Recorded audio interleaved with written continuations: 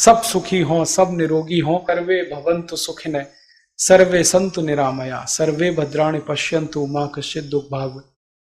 भारत सरकार ने पिछले साल इसी तरह का एक आंकड़ा और दिया, वो और भी दुख देता है कि हमारे भारत देश में 40,000 बच्चे हर साल अंधे हो जाते हैं विटामिन ए की कमी से।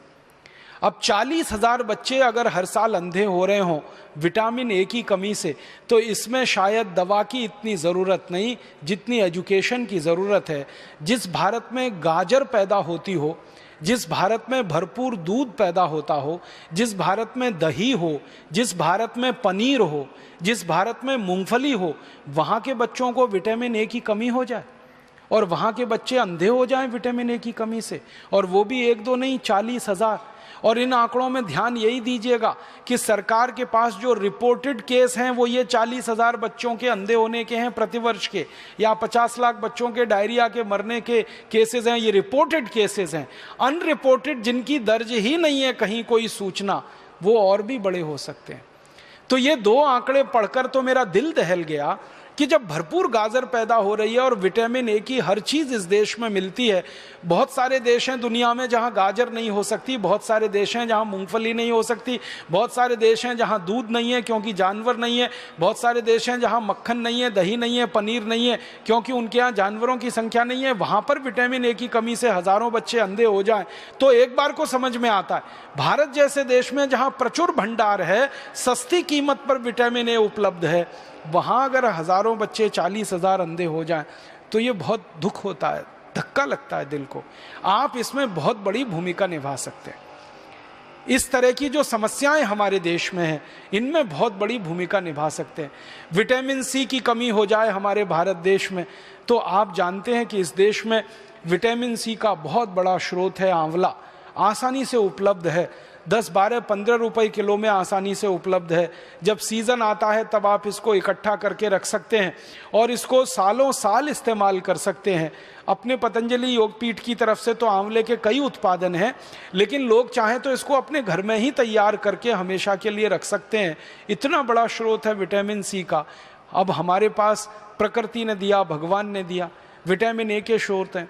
विटामिन B12 की तो भारत में कभी कमी नहीं हो सकती क्योंकि यहाँ के लोग जितने तरह की सब्जियाँ खाते हैं, जितने तरह के फल, मौसमी फल खाते हैं, सवाल ही नहीं उठता कि हमको विटामिन B12 कभी कमी हो जाए। ऐसे हमारे देश में प्रकृति के द्वारा जो बहुत सारे समृद्ध पदार्थ हैं, सस्ते हैं, कीमत में आसानी से उपलब्ध हैं, हर जगह होते हैं। सबसे बड़ी बात है कि आंवला भारत में हर जगह आसानी से मिल जाता है, गाजर भारत में हर जगह आसानी से मिल जाती है, टमाटर हर जगह आसानी से मिल जाता है। तो क्यों नहीं हम इनका हमारे मरीजों में, हमारे देश के साधारण नागरिकों में प्रचलन बढ़ाएं, और इस प्रचलन को हमारे देश में जितना ज़्यादा आप बढ़ा देंगे हमारे मरीजों की फालतू दवाओं पर निर्भरता उतनी कम हो जाएगी। कैल्शियम की कमी के आपके पास जितने सारे मरीज आते हैं और आप उनको कैल्शियम के बहुत सारे स्रोत बताते हैं और आप भारत में बहुत सारी सस्ती सस्ती चीज़ों से कैल्शियम को उपलब्ध करा सकते हैं। सबसे आसानी से कैल्शियम हमारे यहाँ उपलब्ध है चूने के पत्थर के रूप में, और चूने का पत्थर एक 50 पैसे का बाज़ार से खरीदो, पानी में डाल के उसको रखो तो इतना चूना बन जाता है कि साल, 2 साल, 5 साल, 10 साल हम बहुत आसानी से अपने कैल्शियम की पूरे परिवार की ज़रूरत कम कर सकते हैं। आप भारत के लोगों को एक छोटी सी बात कहिए, विनम्रता से मैं आपसे कहना चाहता हूँ, कुछ लोगों से कहिए कि कैल्शियम की कमी पूरी करनी है तो सेंडोज की गोलियाँ ले आते हैं। कैल्शियम सेंडोज की सैकड़ों रुपए की गोलियाँ आती हैं। बेचारा गरीब आदमी तो सोच के ही परेशान हो जाता है, फिर उसका खर्चा बहुत बढ़ जाता है। माताओं को अक्सर गर्भावस्था के समय में कैल्शियम की गोलियाँ आप सब बताते हैं, तो उनको इतना ही कह दीजिए कि चूना खाओ, और लोगों से कहिए चूना लगाओ मत, किसी को चूना खाओ। चूना लगाने के लिए नहीं है, खाने के लिए है। ये चूना लगाने की जो आदत आ गई है हम में, अंग्रेजों से सीख सीख कर हमने चूना लगाना सीख लिया सबको। पहले कोई इस देश में किसी को चूना नहीं लगाता था, अंग्रेजों के आने के बाद हमने चूना लगाना सीख लिया। तो लोगों से कहिए चूना लगाओ मत, चूना खाओ। ये चूना खाने के लिए है। हाँ, बस इतना ही विनम्रता से कहिएगा कि तंबाकू के साथ मत खाओ। उसको खाना है तो दही में डाल के खाओ, उसको खाना है तो दाल में डाल के खाओ, उसको पीना है तो पानी में डाल के पियो। मामूली सी मात्रा जीरे के दाने के बराबर, गेहूं के दाने के बराबर दही में, नहीं तो दाल में, नहीं तो सब्जी में, नहीं तो पानी में आसानी से खाया जा सकता है और बहुत बड़ा कैल्शियम का स्रोत है।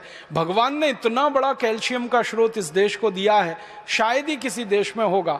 वो चूने का पत्थर ही है जिससे हम सीमेंट बना रहे हैं, वो चूने का पत्थर ही है जो 20 तरह के उद्योग में जा रहा है। वो ही चूना हमारे मरीजों के कैल्शियम की पूर्ति में बहुत बड़ी भूमिका निभा सकता है। तो ये साधारण सी बातें आम आदमी के दिल दिमाग में बहुत जल्दी बैठ जाती हैं, लेकिन आप कहेंगे तो ज्यादा अच्छे से। कोई दूसरा कहेगा ना तो कुतर्क करेगा, तुम क्या डॉक्टर हो, तुमको क्या मालूम है। लेकिन जब कोई डॉक्टर उसको कह रहा है तो बहुत गहराई से, एक तो परंपरा से आई हुई है बात, चूना उसके दादाजी खाते थे, दादाजी के दादाजी खाते थे, वो भी खाते थे, देखा है उसने, फिर आपने और जोड़ दिया उसमें कि ये कैल्शियम का सबसे बड़ा भंडार है, तो बात तो पक्की बैठ जाएगी उसके मन में। फिर वो अपनी जीवन शैली को इस तरह से बना लेगा कि सैंडोज की गोलियां खा खाकर करोड़ों रुपए एक विदेशी कंपनी को देना, क्योंकि आप जानते हैं सैंडोज जो है विदेशी कंपनी है, उसके करोड़ों रुपए का धंधा सिर्फ ये गोलियों का ही है। और ये धंधा हम भारतवासियों के अनजाने में, गैर जानकारी में हो रहा है। अगर ये जानकारी बढ़ जाए भारतवासियों की तो बहुत बड़ा काम आप सब मिलकर कर पाएंगे। तो मेरा एक ही विनम्र आपसे कहने का प्रयास है, वो ये कि आप थोड़ा एजुकेशन, किसी भी पेशेंट को थोड़ी एजुकेशन दीजिए, थोड़ी शिक्षा दीजिए, सामान्य ज्ञान उसको बताते जाइए ताकि वो गंभीर बीमारियों से बचता रहे, अपने परिवार को भी बचाता रहे। बहुत दुख होता है कि भारत में 60 से 70% बीमारियां खराब पानी के कारण है, गंदे पानी के कारण है। अब मरीजों को और हमारे देश के सभी साधारण नागरिकों को ये बताया जा सकता है कि भाई पानी को ठीक करके पियो, उबाल करके पियो, छान करके पियो, इसकी गंदगी से आप इतनी बीमारियों से परेशान हो। डायरिया तो आप जानते हैं कि खराब पानी से ही होता है, हैजा तो आप जानते हैं खराब पानी का ही दुष्परिणाम है, आप तो जानते हैं लीवर की कई सारी बीमारियां बहुत सारे गंदे पानी के कारण, खराब पानी के कारण है। तो ये साधारण सी बातें हमारे मरीजों को ध्यान में आप लाते रहें और उनको थोड़ा एजुकेट करते रहें, शिक्षित करते रहें, तो बहुत बड़ा काम आप सब कर सकते हैं।